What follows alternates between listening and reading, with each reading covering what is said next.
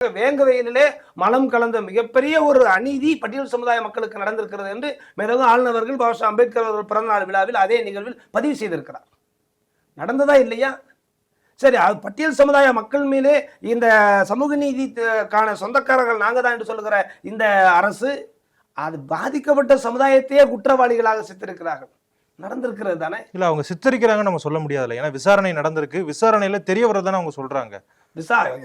ஆரம்ப விசாரணை தெரிய வருது என்பதை முதல் கட்ட விசாரணையை இன்றைக்கு வரையிலும் அந்த சொந்த சமுதாய மக்களைத்தான் அவர்கள் குற்றவாளிகளாக சித்தரித்து கொண்டு வந்த அந்த அவர்களுடைய சாதிய வன்மம் தான் இந்த மக்களையே குற்றம் சுமத்துகிறார்கள்.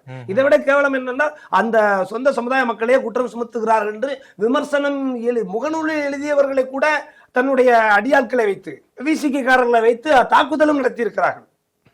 ஆக சமூக அநீதி இங்கு நடந்து கொண்டிருக்கிறது என்பதை மேதகு ஆளுநர்கள் தெளிவாக அண்ணல் அம்பேத்கர் அவர்களுடைய வழியில் ஆளுநர் அவர்கள் பட்டியலிட்ட சம்பவங்கள் எல்லாம் யதார்த்தமானவைகள். ஒரு பொது வெளியில் நடக்க முடியவில்லை. பட்டியல் சமுதாயத்தை சார்ந்த மாணவன் பொதுவெளியில் நடக்க முடியவில்லை. செருப்பை தலையில் தூக்கி கொண்டு நடந்த அவளும் தமிழ்நாட்டில் சமூக நீதி திராவிட மாடல் ஆட்சியில் தான் நடந்திருக்கிறது இல்லையா? சரி, கபடி விளையாட்டு மாற்று சமூகத்தை சார்ந்தவர்களும் பட்டியல் சமுதாயத்தை சார்ந்தவர்களும் கபடி விளையாட்டில் பட்டியல் சமுதாயத்தை சார்ந்த ஒரு மாணவன் வென்று விட்டான் என்பதற்காக இந்த சாதியை சேர்ந்தவன் எப்படி ஒரு வீரதீர விளையாட்டில் வென்று விடலாம் என்று அந்த மாணவன் மீது கொலைவெறி தாக்குதல் நடத்தி பாதிக்கப்பட்டு உயிருக்கு போராடிய நிலையில் மருத்துவமனையில் இருக்கிற சம்பவம் திருநெல்வேலியில் நடந்திருக்கிறது தானே, சிவகுண்டம் பகுதியில. சரி, நாங்குநேரி பகுதியில சக மாணவர்களே ஒருவருக்கொருவர் பட்டியல் சமுதாய மாணவரை மாற்று சமுதாயத்தை சார்ந்தவர்கள் அறிவால் கலாச்சாரத்தோடு தாக்கி இருக்கிறார்கள் நாங்குநேரியில. ஆக இப்படிப்பட்ட தலித்துகளுக்கு நடக்கின்ற பட்டியல் சமுதாய மக்களுக்கு நடக்கின்ற அநீதிகளை மேதகு ஆளுநர்கள் தெளிவாக பட்டியலிட்டு இருக்கிறார். ஒவ்வொன்றும் நடந்த உண்மைகளை பட்டியலிட்டு இருக்கிறார்.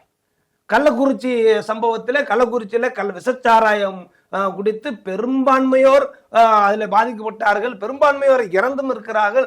அதில் அதிகமாக பட்டியல் சமுதாயத்தை சார்ந்தவர்கள் தானே. உண்மையைத்தான் ஆளுநர் அவர்கள் பதிவு செய்திருக்கிறார். இதை ஒன்றை புரிந்து கொள்ள வேண்டும். எதிர்கட்சிகள் ஆளுநர் அவர்களை மேதகு ஆளுநர் அவர்களை அவர்களே சொல்லுகிறார்கள். ஆளுநர் என்றால் ஒரு சாதாரண ஆலோசகர் என்று எதிர்கட்சிகள் சொல்லுகிறது.